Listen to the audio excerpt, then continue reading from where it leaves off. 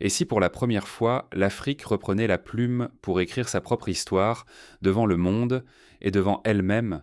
Imaginez, à Bamako, capitale du Mali, les chefs de l'Alliance des États du Sahel viennent de lancer une télévision 100% régionale. Aucun euro d'aide, aucun prêt étranger. Un média conçu, bâti et financé par des Africains, pour des Africains. Cela peut sembler anodin, mais c'est un bouleversement historique.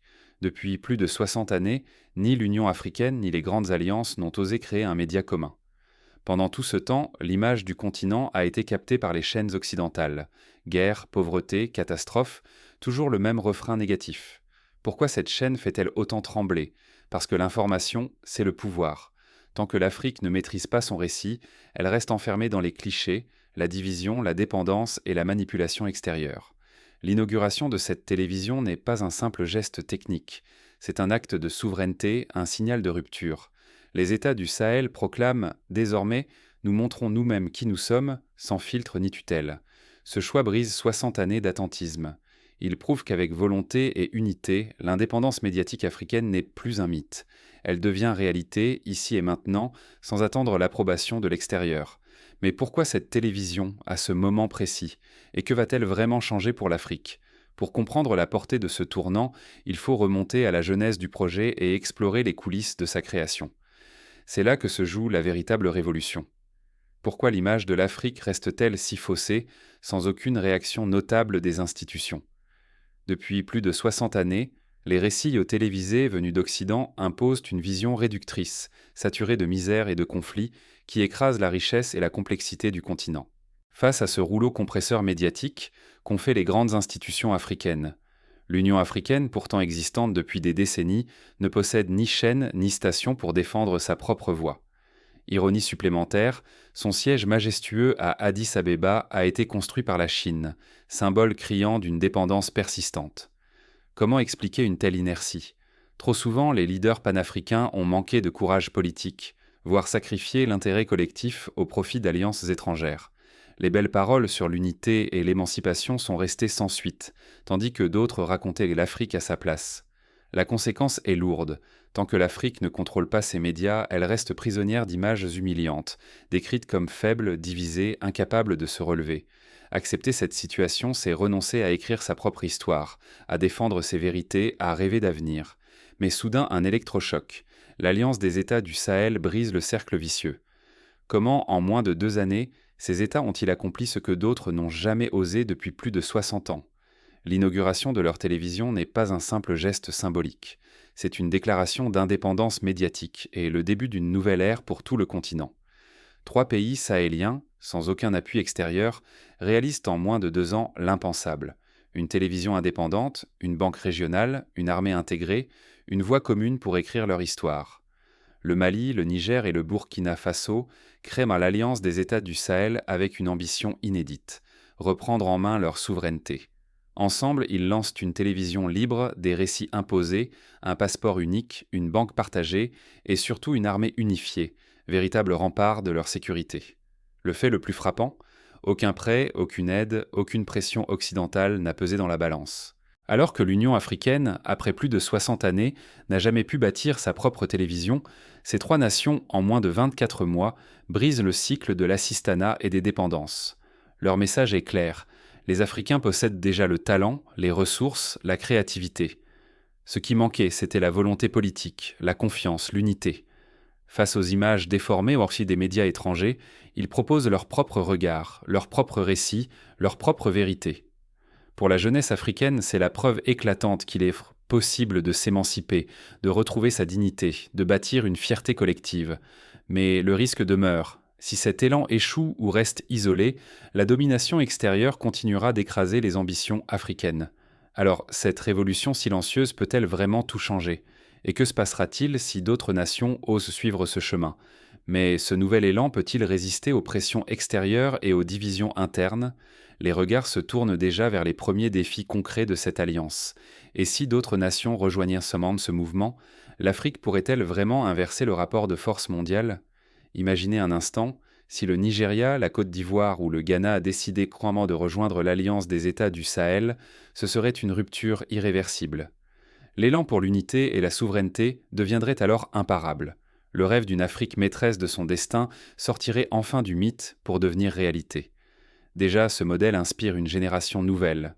De jeunes ingénieurs, des entrepreneurs, des citoyens voient qu'il est possible de bâtir, d'innover et de s'organiser sans attendre l'aide extérieure. Ils s'approprient les codes, créent leur réseau, reprennent confiance, stimulés par l'exemple concret d'une télévision pensée par et pour l'Afrique. Mais ce réveil dérange. Les puissances occidentales, ainsi que certains États voisins encore dépendants, tenteront de freiner cette dynamique. Pression économique, désinformation, tentative de division. Les obstacles ne manqueront pas. Pourtant, la force du projet réside dans la diffusion d'une télévision en langues africaines, accessible à tous, qui porte une nouvelle identité et façonne un sentiment d'appartenance inédit. Pour la première fois, depuis l'indépendance, les histoires et les enjeux africains sont racontés par des Africains eux-mêmes. Le rêve d'une Afrique qui écrit, filme et transmet sa propre histoire sans filtre devient tangible. Chaque émission, chaque reportage, chaque journal est un acte de souveraineté et de résistance. Le pari est immense. Si l'élan se poursuit et s'étend, le continent peut tout gagner. Reprendre le contrôle de son image, créer des emplois locaux, offrir une information fiable et attirer de nouveaux partenaires économiques. Mais un échec serait lourd, replonger dans la marginalisation, la désunion, la dépendance, voire voir ces nouvelles voix réduites au silence, comme tant d'autres autrefois. Alors comment s'assurer que cette révolution silencieuse ne s'essouffle pas? Et surtout, comment chacun peut-il y contribuer? Une nouvelle ère commence, mais elle ne tiendra que si chaque citoyen s'en empare, car l'indépendance médiatique ne se décrète pas, elle se construit jour après jour dans chaque foyer. Que pouvons-nous faire, concrètement, pour accélérer ce changement de paradigme? L'inauguration de la télévision de l'Alliance des États du Sahel n'est pas qu'un symbole, c'est un signal pour chaque Africain et chaque Africaine. Célébrer une réussite ne suffit pas, il faut la prolonger et l'étendre à tout le continent. Soutenons nos propres médias. Regardons, partageons et discutons des émissions produites localement, diffusons les histoires nées de l'Alliance. Ce sont nos récits, notre image, notre vérité, chaque vue, chaque discussion, chaque partage renforce une indépendance attendue depuis des générations. Valorisons les talents d'ici. Trop longtemps, la résignation et l'autodépréciation ont freiné nos sociétés. Refusons ce complexe d'infériorité. En moins de 2 ans, ingénieurs, journalistes, artistes et enseignants africains ont bâti ce que d'autres disaient impossible. Mais surtout, retenons ceci. Sans mobilisation populaire, aucun changement ne tiendra. Aucun chef, aussi visionnaire soit-il, ne peut transformer un pays seul. Si la majorité reste spectatrice, l'élan s'essoufflera, mais une population éveillée et active rend la dynamique irrésistible. Demandons des comptes à nos dirigeants. Interrogeons-les, exigeons la transparence et appuyons celles et ceux qui incarnent un panafricanisme concret, pas de façade. L'unité africaine exige aussi de surveiller ceux qui parlent en notre nom. Enfin, inspirons-nous du rythme de l'Alliance. En moins de 2 ans, télévision, banque, armée commune. Rien n'interdit d'appliquer cette énergie à d'autres domaines. Ensemble, nous pouvons relever les défis des routes, de l'éducation, de la santé, si nous décidons de ne plus attendre l'étranger. Chacun a un rôle à jouer, du citoyen sur les réseaux sociaux à l'enseignant, de l'entrepreneur à l'étudiant. Le futur de l'Afrique dépend de ce sursaut collectif, de notre volonté d'écrire notre propre histoire. Mais cette dynamique naissante ne tient qu'à une condition, que chacun s'en empare et refuse de céder à la fatalité. Car ce qui commence aujourd'hui peut inspirer tout un continent demain. Et vous, êtes-vous prêt à écrire la nouvelle histoire de l'Afrique? Ce n'est pas qu'une question, c'est un appel. Il est temps de reprendre la parole, de la partager, de ne plus laisser d'autres façonner nos rêves, notre avenir. Ce qui vient de se passer dans l'Alliance des États du Sahel n'est pas une promesse mais une preuve. En moins de 2 années, des nations africaines démontrent que l'indépendance et la coopération ne sont pas des mirages, mais des réalités possibles, ici, maintenant, sans attendre l'approbation d'ailleurs. Chacun, chacune détient aujourd'hui le pouvoir d'amplifier ce changement. Par votre silence ou votre engagement, vous influencez le destin du continent. Choisir d'être spectateur ou acteur, c'est décider si d'autres raconteront encore notre histoire ou si nous la dirons enfin nous-mêmes. L'histoire ne s'écrit plus à Paris, à Londres ni à Washington.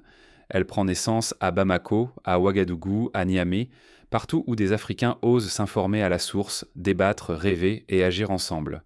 Partagez ces récits, exprimez-vous, informez-vous là où émergent les nouvelles voix africaines. C'est en unissant nos forces et nos espoirs que nous bâtirons une fierté collective, loin des manipulations et des dépendances du passé.